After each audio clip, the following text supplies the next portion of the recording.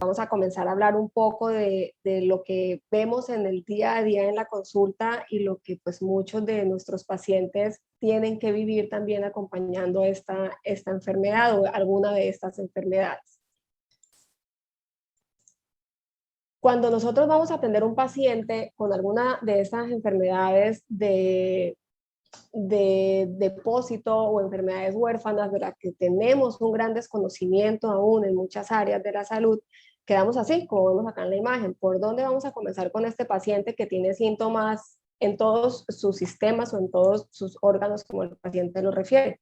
Y esto es más o menos lo que nos pasa cuando vamos a un restaurante y tenemos un menú supremamente amplio. Entonces, cuando tenemos estos menús, siempre decimos, bueno, ¿qué quiero? Quiero una pizza salada, quiero una pizza dulce, o quiero combinarlas, y empezamos con este conflicto de comenzar a tomar decisiones y empezar a ver qué es lo que realmente queremos hacer en pro de este paciente, en pro de lo que estamos haciendo en ese momento de nuestra cena, qué gustos tenemos. Para comenzar, me parece que lo más fácil es comenzar con lo que vemos aquí en la vida real, como digo yo, y es que el paciente comienza a decirnos esto: tengo calor en los pies, me duelen las piernas, edemas, me dan diarrea y estreñimiento, me hormiguean las piernas, palpitaciones, me ahogo, me canso muy rápido al caminar. Entonces, cuando pensamos en estas cosas, uno dice, bueno, ¿en dónde nos caben todos estos síntomas que nos está diciendo el paciente? Y es cuando entonces tenemos que comenzar a pensar en la amiloidosis, que estamos recientemente aquí en Colombia haciendo un fuerte trabajo de sensibilización en esta posibilidad diagnóstica, porque antes esto era algo así como ciencia ficción. Esta es la historia de un paciente que conocí poco antes de comenzar la pandemia en el 2020, un señor de 69 años, originario de Corozal, vive en Cartagena, estado civil casado, y ya es una persona que está disfrutando de su pensión.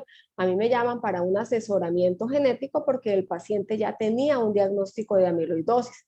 Entonces, cuando vamos a hablar con este señor, él lo que nos cuenta es una historia que comenzó, fíjense aquí, hace 12 años, muchísimo tiempo, este paciente teniendo síntomas que no nos estaban llegando a un diagnóstico de certeza.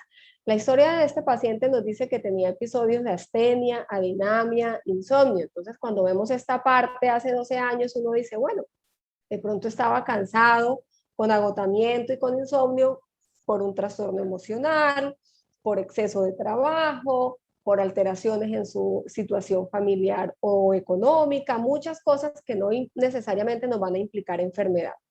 Luego comienza a referir que tenía episodios de adormecimiento de las extremidades, inflamación de las piernas y dolor también en las extremidades. Entonces aquí ya no es una cosa solamente subjetiva, sino que ya podemos tener manifestaciones que podríamos evaluar durante algún examen o en la exploración física. Lo que más molestó en esta época de la manifestación de los síntomas a este paciente fue específicamente el dolor, pero aún con estas molestias, pues la vida continuaba desarrollándose de manera normal.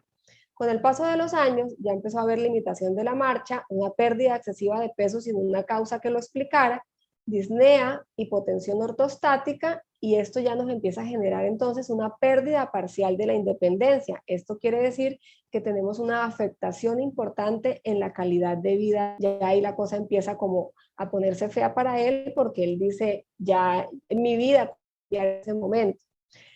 Revisando los antecedentes del paciente, en el 2005, recordemos que ese paciente lo conocí en el 2020, en el 2005 había tenido un diagnóstico de nefrolitiasis, 2006 un diagnóstico de diabetes mellitus, en 2010 diagnóstico de glaucoma y catarata bilateral, en 2011 un síndrome del túnel del carpo bilateral, en 2017 una hernia inguinal izquierda, en 2018 una ruptura espontánea del tendón del bíceps. Luego nos reportó un accidente que generó una fractura de peroné, que ya esto es por una causa específica. Tenía adicionalmente un diagnóstico de hernia discal que estaba en manejo farmacológico, una hipertrofia ventricular izquierda con hipertrofia septal en manejo farmacológico, un diagnóstico global de una insuficiencia cardíaca congestiva y una proteína. Entonces, fíjense que comenzamos con un paciente que tenía unos síntomas muy bizarros, nada concretos, a un paciente que tiene ya unos diagnósticos que pueden estar comprometiendo la vida del paciente. En sus antecedentes familiares, tenía un papá que había fallecido con un diagnóstico de una insuficiencia cardíaca congestiva en el 2000. La mamá falleció por un infarto agudo del miocardio. Tiene una hermana de 81 años viva que nos acompañó ese día a la consulta de asesoramiento genético con un único diagnóstico de una insuficiencia cardíaca congestiva. Una sobrina de 57 años que él dice que su mayor queja es que se le inflamaban los miembros inferiores sin ningún diagnóstico específico. Y un sobrino nieto, o sea, un familiar no tan directo que había fallecido a los 24 años por un infarto agudo del miocardio. La historia de este paciente es que en la mañana, cuando despiertan todos en casa, se dan cuenta que él no está, lo buscan y había fallecido durante la noche. ¿Qué pasó en esta línea de tiempo? En el 2008 aproximadamente comienzan esos síntomas inespecíficos que principalmente tienen unas manifestaciones neuropáticas, pero luego esto progresa al 2018 con un diagnóstico claro de una cardiopatía y finalmente en el 2019 entonces es que ya comenzamos a dar diagnósticos de certeza. En esta línea de tiempo se deterioró en gran medida la calidad de vida del paciente, como decía, por unos síntomas que comenzaron inespecíficos que no lográbamos encasillar en ningún diagnóstico específico y que finalmente pueden llevar a este paciente a la letalidad. En el 2019, uno de sus médicos tratantes asistió a una de estas charlas de sensibilización acerca de la amiloidosis y dijo, aquí es, mi paciente puede tener este diagnóstico. Se hace el estudio específico para la amiloidosis del gen TTR y se encuentra efectivamente una mutación patogénica. Entonces, esto quiere decir que si había un cambio en este gen, específicamente el VAL142 isoleucina, que estaba generando enfermedad. Entonces, finalmente, en el 2019, el paciente logra tener un diagnóstico específico que es el diagnóstico de la amiloidosis. Entonces, aquí es donde hacemos énfasis en que hay que pensar en la amiloidosis, en que hay que pensar en esta enfermedad que tiene una gran variedad de presentación o la enfermedad de las 1000 caras, como se le está llamando ahora. ¿Pero qué es la amiloidosis entonces? Son un grupo de enfermedades que se caracterizan por un depósito de sustancias en diferentes tejidos y órganos. Aquí está la parte clave de esto, lo que nos hablaba un poco ahora la doctora Sandra de estas enfermedades de depósito. A mayor depósito voy a tener mayor carga de la enfermedad y el depósito ocurre en diferentes órganos o tejidos y esto es lo que hace que estas enfermedades se comporten de una manera tan multisistémica. Entonces es cuando el paciente nos dice que tiene síntomas en el dedo gordo del pie derecho, pero que también siente cosas extrañas en el corazón. Esta es la explicación a todo eso. Hay una gran variedad de proteínas que están involucradas en esta situación y que finalmente nos van a generar la enfermedad. Como hoy vamos a hablar específicamente de la amiloidosis por TTR, o sea, la amiloidosis que es secundaria a una mutación genética, vamos a recordar un poco esta parte molecular. La transtiratina es una proteína que está conformada, así como la vemos aquí, como una doble canasta. Son 4 estructuras, cada color es una de ellas, pero ellas se adhieren entre sí. Su función específica es la de transportar la tirosina y la vitamina A. Digamos que en esta forma de canasta le permite ese efecto de transporte. ¿Qué sucede cuando tenemos una mutación en el gen que produce esta proteína? Este parámetro, como lo vemos aquí, no se va a poder conformar como tal y las moléculas van a comenzar a separarse. Entonces aquí vemos que ya tenemos son dímeros y aquí tenemos monómeros. En esta estructura ya esta sustancia no va a ser capaz de generar ninguna función y finalmente pues lo que no se usa genera daño o se daña y nos va a formar estos monofilamentos que van a ir a depositarse. Y como decíamos, si es de depósito, a mayor edad, pues mayor depósito de esta sustancia y por lo tanto vamos a tener mayor enfermedad. Un dato importante es que la transtiratina se produce más del 90% de ella en el hígado y hay una menor producción en los plexos coroides y en la retina. Y el depósito en exceso de ella pues va a producir un efecto tóxico. Esto es más o menos como cuando nos volvemos acumuladores. Si no sacamos la ropa que ya no estamos usando, pues no vamos a tener en dónde colocar la ropa nueva y eso nos va a empezar a generar conflicto. Lo mismo sucede con las enfermedades de depósito. Si no estamos haciendo una evacuación adecuada de esas sustancias, pues finalmente ellas van a terminar generando enfermedad dependiendo de la sustancia y del lugar donde se estén depositando. Ahora decíamos que entonces es una enfermedad que se produce por una mutación genética, y si es una mutación genética, entonces viene la siguiente pregunta y es, entonces esto es una enfermedad familiar, ¿cierto? Claro que sí, por eso es importante tener estos dos aspectos bastante claros. ¿Cómo se hereda la amiloidosis y por qué es que es importante esto cuando vemos un paciente con este diagnóstico? La amiloidosis se hereda de manera autosómica dominante. Tenemos una enfermedad que nos puede afectar tanto a hombres como mujeres, eso es lo que quiere decir que sea autosómica, y dominante quiere decir que se hereda con un 50% de probabilidad en la descendencia.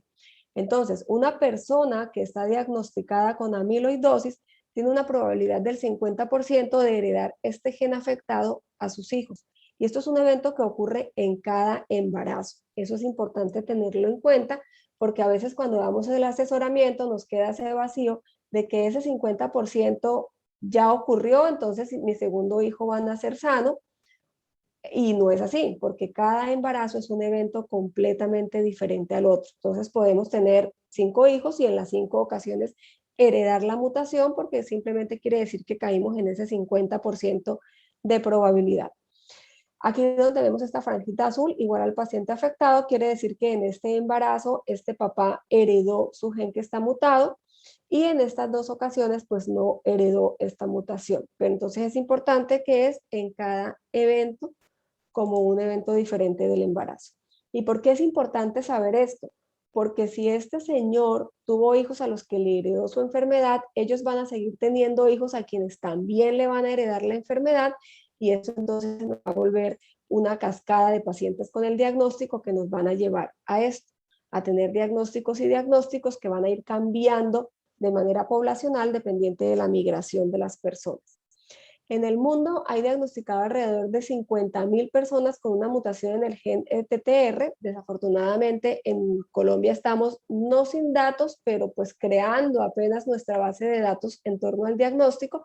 Y la gran razón de eso pues son dos cosas. Uno, el subdiagnóstico que estamos teniendo o hemos tenido hasta el momento. Y dos, que estamos pecando los profesionales de salud en no hacer el registro en su momento cuando tenemos estos pacientes. Entonces acá volvemos a hacer énfasis en la importancia de registrar o de reportar estos pacientes, aunque no tenga que ser una camisa de si no lo hago me multan, de si no lo hago me sancionan, es el deber ser realmente. Esta es una enfermedad que comenzó a su descripción acá en Portugal hace muchísimos años. Había un médico que tenía un gran grupo de pacientes que manifestaban que tenían adormecimiento en los pies, adormecimiento en las manos, sensación de calor y de dolor en las extremidades que empezaba a afectar la calidad de vida.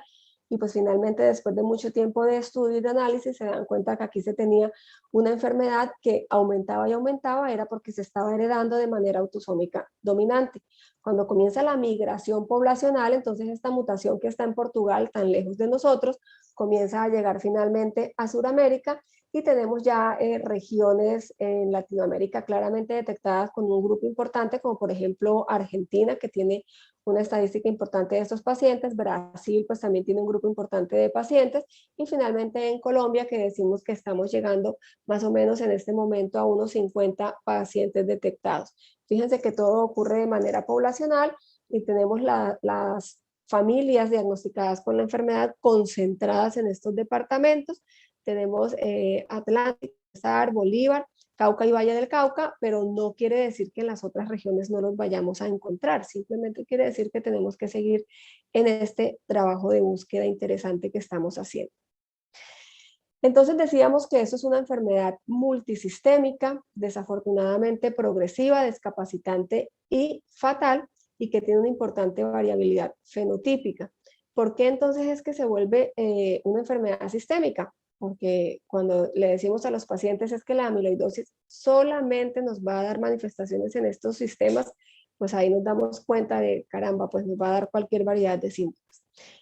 Aquí tenemos las manifestaciones oculares que pueden ser un poco tardías, principalmente son el glaucoma y la opacidad vítrea, las manifestaciones importantes, una estenosis espinal que puede ser diagnosticada o confundida con alguna otra enfermedad, las manifestaciones gastrointestinales que desafortunadamente son muy inespecíficas.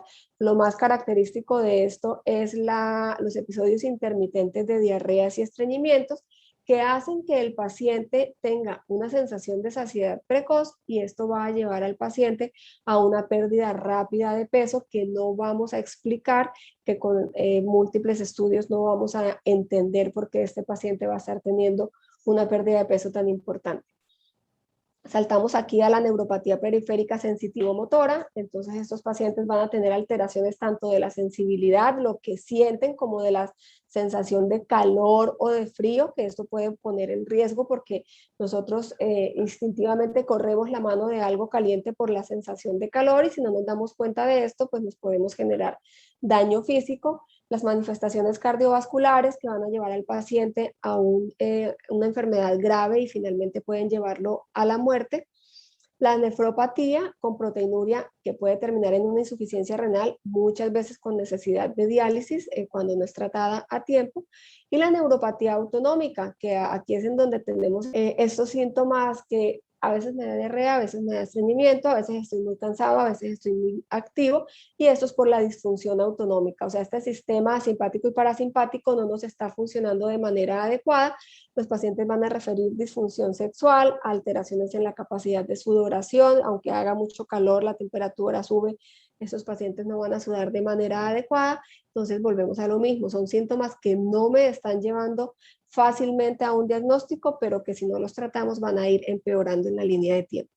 Les decía que nos saltábamos esta manifestación del síndrome del túnel del carpo porque es una manifestación muy importante, no es patognomónica para la amiloidosis, pero nos puede llevar a una gran sospecha, y es que sea una presentación bilateral y que cuando hacemos un análisis del paciente no tenemos una estricta relación entre el síndrome del túnel del carpo y la ocupación del paciente. Recordemos que esta es una alteración que vamos a encontrar frecuentemente en relaciones de trabajos repetitivos o la función laboral del paciente, y vemos que no siempre en esos pacientes lo vamos a encontrar.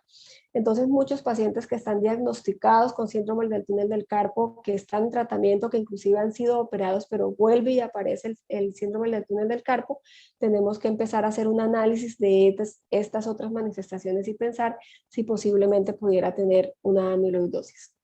A nivel del sistema nervioso les decía que tenemos una alteración del sistema parasimpático y simpático. Recordemos que este es el que nos dice como la contraposición de nuestra funcionalidad, el que nos dice calmémonos o apurémonos, huyamos o caminemos despacio, estamos en peligro o no estamos en peligro. Entonces aquí es en donde podemos tener estos síntomas que van a ser intermitentes entre una función y otra.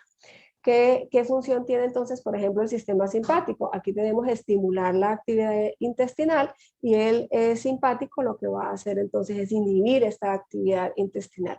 Dependiendo en estos ganglios basales en donde va a estar el mayor compromiso de depósito específicamente del amiloide, es que el paciente va a tener o un síntoma o el otro. Y por eso puede ser variable en el grupo, inclusive personas del mismo grupo familiar con la misma mutación. A nivel sensitivo vamos a tener esta imagen, pienso yo, que dice más que 1000 palabras, y es esta sensación, la sensación como de hormigueo en las extremidades, principalmente las extremidades inferiores, que el paciente puede tenerlas durante episodios o periodos de tiempo que pueden ir desapareciendo, pero que luego van a continuar. Esto quiere decir que tenemos una afectación del sistema nervioso o de las fibras nerviosas periféricas, las que tenemos ahí como más superficiales. Pero cuando esto va progresando, entonces vamos a tener un daño que va a ir siendo ascendente de miembros inferiores a miembros superiores, y que no solamente nos va a dar este cambio de la sensación, sino que vamos a tener disociación de la sensibilidad, hipoestesia táctil y propioceptiva, como que no vamos a ubicar nuestro cuerpo muy bien de qué estamos pisando o qué presión nos pudiera estar generando algún tipo de daño. Y finalmente, fíjense que los miembros superiores también van a comenzar a afectarse. Esta imagen pues hace parte como del banco de imágenes del doctor Cristian Calandra, que tiene una gran experiencia en esto y muy amablemente nos permite usar sus imágenes. Esta es la imagen de un paciente que se quemó. Fíjense que puede ser simplemente una quemadura por calor, pero esto ocurrió porque el paciente no tuvo la sensación de calor y de daño inminente, y por lo tanto no hizo una retirada rápida de este calentador que le podía generar daño. Las lesiones de presión, que son recurrentes, el paciente no se da cuenta que hay algo ahí que nos esté molestando. Fíjense que aquí ya tuvimos una pérdida de uno de los dedos en este paciente. Fíjense estas lesiones activas ulceradas por presiones recurrentes. Y esto se parece en gran medida a las lesiones que tenemos por diabetes en los pacientes mal controlados. Entonces esto es lo que puede a veces equivocar un diagnóstico o sobreponer un diagnóstico, porque tener diabetes pues no quiere decir que no sea posible padecer también de amiloidosis. Entonces fíjense la importancia de la sensibilidad en estos pacientes que se va perdiendo. Decíamos que va subiendo a miembros superiores. Aquí tenemos entonces la mano de un paciente que está repetitivamente maltratado o herido porque no estamos teniendo sensibilidad del dolor. Cuando, por ejemplo, estamos cocinando y nos puyamos o nos cortamos, pues lo primero que hacemos es retirar la mano. Si no tenemos esa sensación, no nos vamos a retirar y lo que vamos a hacer es continuar en esta exposición a ese factor de daño. Aquí tenemos una lesión severísima de fibra fina, entonces es un paciente que repetitivamente está teniendo daño y finalmente estamos perdiendo partes de las falanges distales. Aquí en la línea de tiempo tenemos, aquí podemos ver un paciente que aparentemente podría estar sano, un estado 1, de pronto podría llamarnos un poco la atención el bajo peso que aparenta físicamente este paciente, pero fíjense que cuando vamos pasando en el tiempo tenemos ya un mayor compromiso. Aquí tenemos mucha mayor pérdida de masa muscular, fíjense que aquí ya hay una importante alteración de los miembros inferiores. Fíjense aquí como ya estamos viendo mucho más marcada la reja costal del paciente. Tenemos uso de pañal, esto quiere decir que ya no hay control de esfínter en este paciente por este sistema autónomo que se ha ido deteriorando, mayor pérdida de masa y finalmente en el estadio 4 un paciente en postración absoluta, que no hay ya funcionalidad motora, que ya no hay muy seguramente sensibilidad y que no hay ningún tipo de control de esfínter. Miren la mano, la posición que tenemos en las manos nos quiere decir que ya hay una pérdida importante de masa muscular y de compromiso articular o motor de este paciente. Entonces, ¿cuál es el objetivo cuando estamos hablando, haciendo sensibilización de estas enfermedades? Que debemos hacer diagnósticos tempranos para evitarle al paciente llegar a padecer esta evolución de la enfermedad. Hay una manifestación clínica que, vuelvo y digo, no es patognomónico para la amiloidosis, pero también debe hacernos pensar mucho esto en este posible diagnóstico, ya sea que seamos pacientes o que seamos personal de salud, porque si vemos esto, que aparece de repente, que no tiene ninguna relación con la actividad física y que no tiene tampoco ninguna relación con un evento traumático, pues debe hacernos pensar en que aquí hay algo más que tenemos que estar buscando. Como decían ahora, esto puede ser solo la punta del iceberg. Este es el signo de Popeye, porque si nos acordamos de cuando veíamos a Popeye en nuestra infancia, se parece bastante a esto, cuando Popeye se comía sus espinacas y se volvía musculoso de repente. Eso también ocurre de repente, ocurre una ruptura espontánea del tendón del bíceps y aquí tenemos entonces una contractura o un recogimiento del músculo que lo vamos a hacer así, lo vamos a ver así. Y el paciente nos va a contar que esto ocurrió de repente, que no estaba haciendo nada, que no tuvo ningún accidente, que no estaba haciendo un esfuerzo físico excesivo a lo que normalmente hace. Y otra cosa importante es que no es doloroso. De repente cuando se vino a ver el brazo, lo tenía con un músculo que apareció de manera súbita. Entonces esto es el signo de Popeye que, como decía, debe generarnos entonces alertas ante esta opción diagnóstica. A nivel de corazón, produce también importantes afectaciones. Corazón y riñones, lo que se nos va a afectar y va a comprometer la vida del paciente. Vamos a tener alteraciones eléctricas que pueden ser desde bloqueos, semibloqueos o también alteraciones en la estructura, como vemos aquí.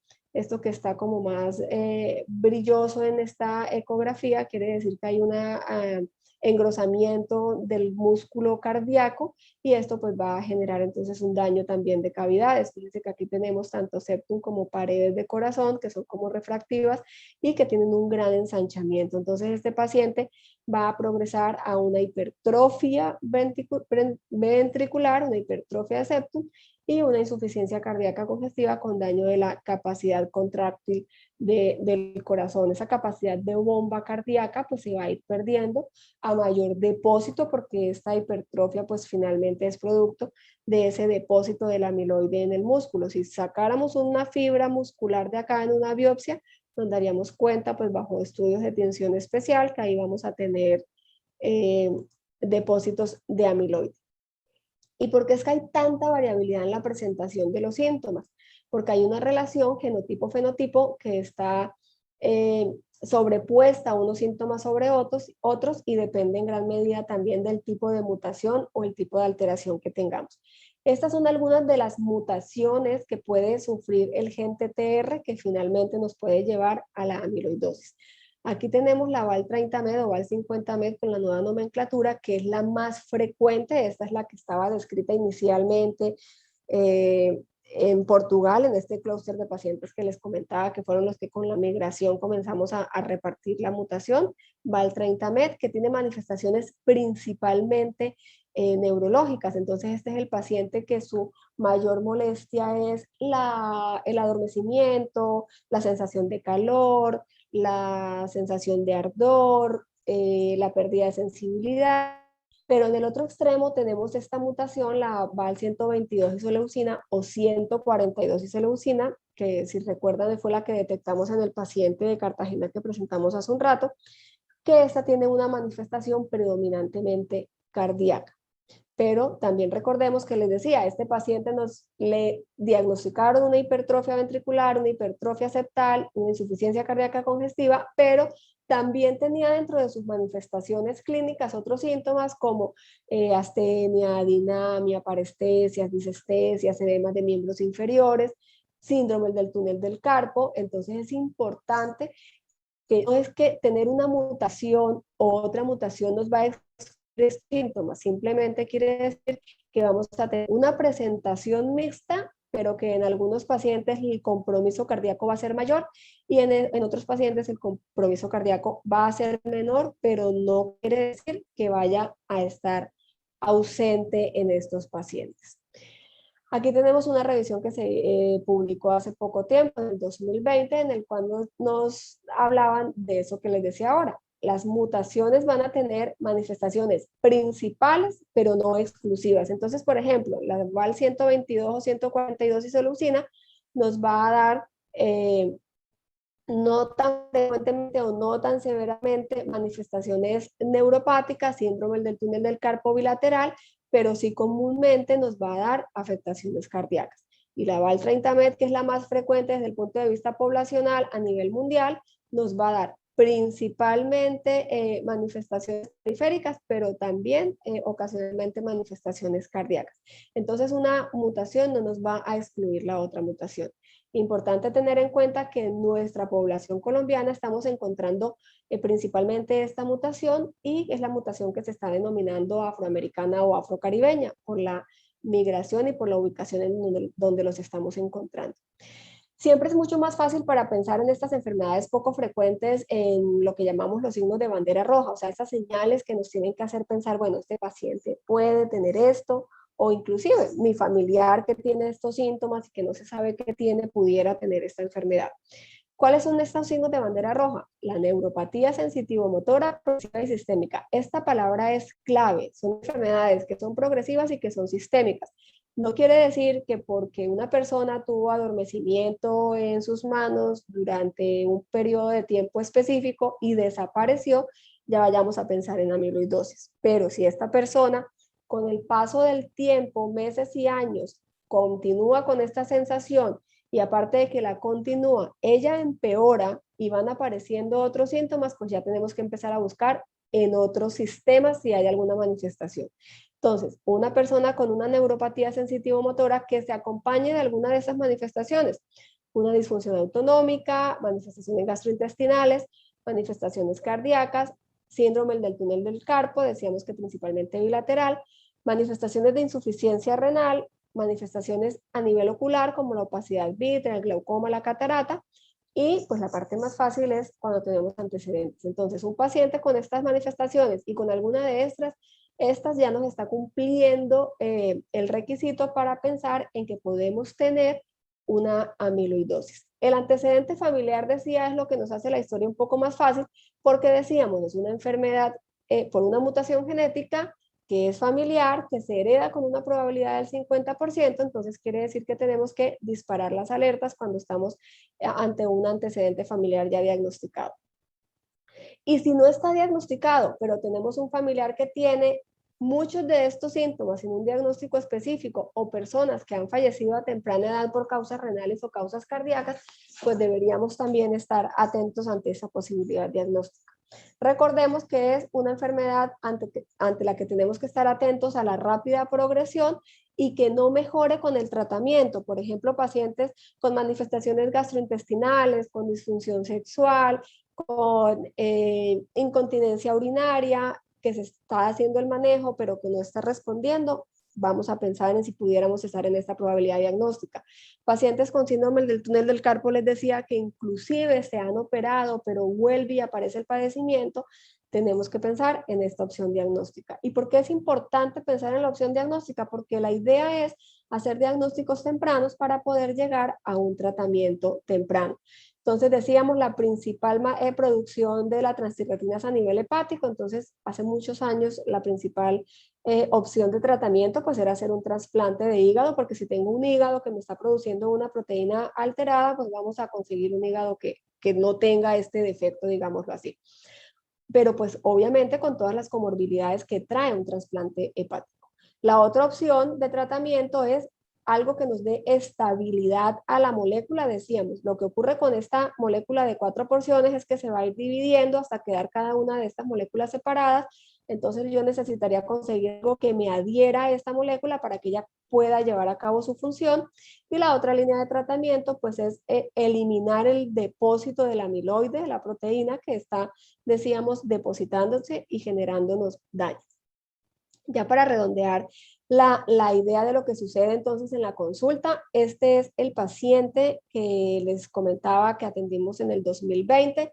Ya el paciente, cuando yo lo conocí, sabíamos que tenía una mutación VAL142 isoleucina patogénica. Quiere decir que este paciente claramente tenía amiloidosis. Entonces vamos a ver qué pasa con este gran grupo familiar del paciente.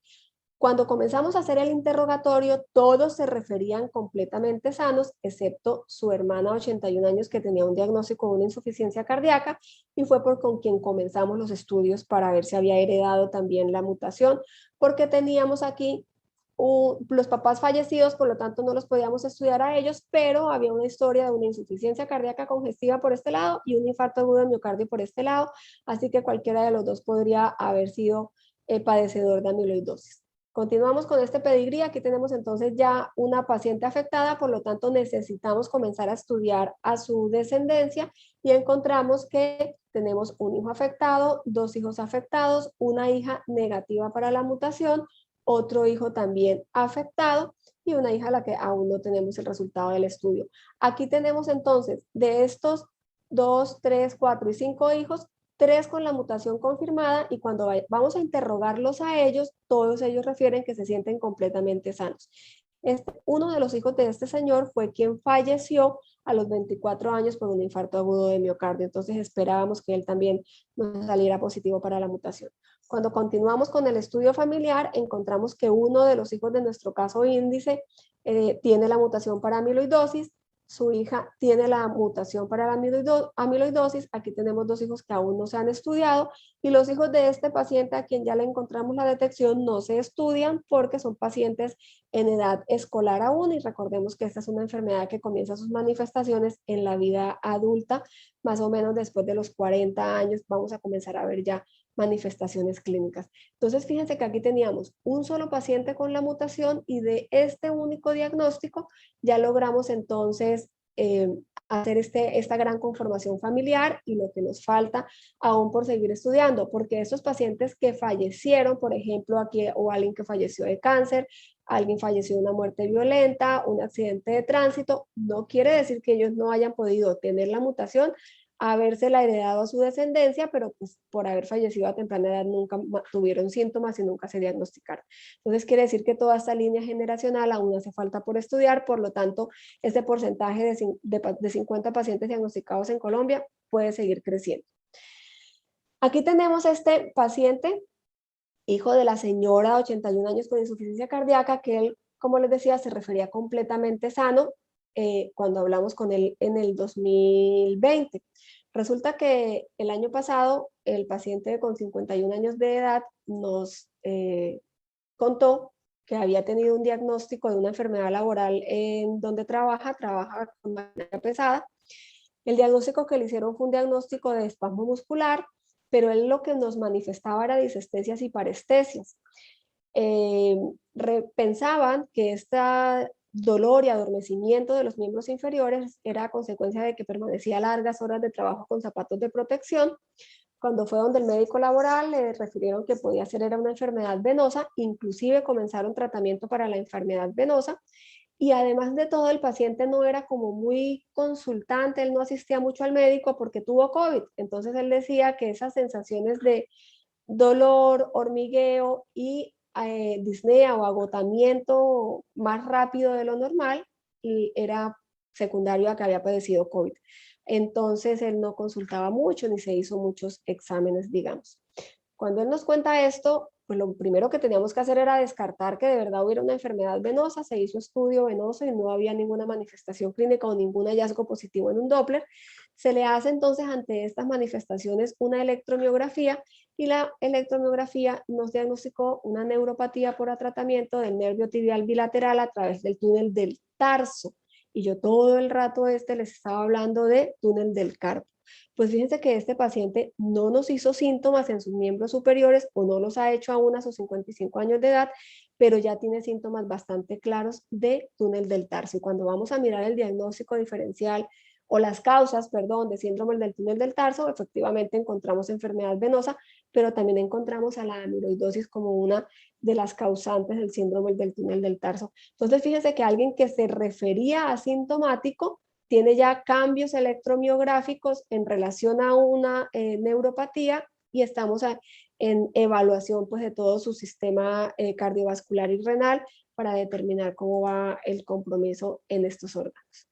Ya para terminar, y lo que queremos llevarnos a casa o lo que quisiera que todos llevaran a casa son estas manifestaciones clínicas. Una neuropatía sensitivo-motora que es bastante bizarra o poco específica, que se va a acompañar de alguna de estas manifestaciones clínicas, como entonces decíamos, disfunción autonómica, que la vamos a manifestar como el paciente con disfunción eréctil, con hipotensión ortostática, ese paciente que cambia de posición rápidamente y siente desvanecimientos o mareos, manifestaciones gastrointestinales que van a intermitir entre diarrea y estreñimiento, pérdida de peso sin una causa específica, alteraciones cardíacas ya establecidas, síndrome del túnel del carpo bilateral.